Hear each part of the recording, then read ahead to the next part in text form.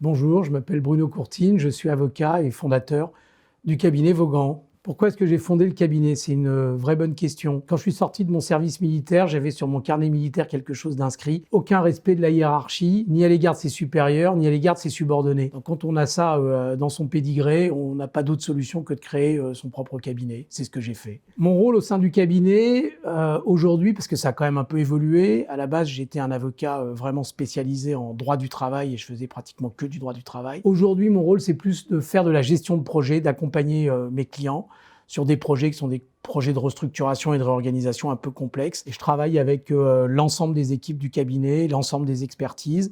Et mon rôle est plutôt de faire de la coordination et de la relation client. J'ai un de nos confrères qui nous a défini en disant le cabinet Vaughan ou le cabinet Vaughan, on dit ce qu'on veut. C'est des avocats sérieux qui ne se prennent pas au sérieux.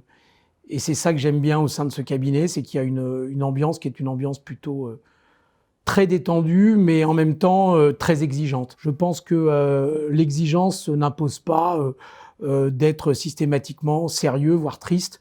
On peut au contraire être plutôt gai, surtout lorsque on aborde des sujets qui sont des sujets extrêmement complexes, voire extrêmement sensibles.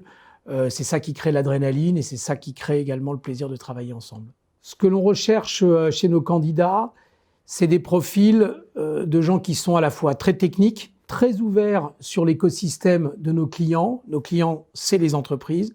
Donc d'avoir une compréhension du monde de l'entreprise et d'avoir un appétit pour l'innovation, de ne pas uniquement se concentrer sur une expertise déterminée, être ouvert à la réflexion.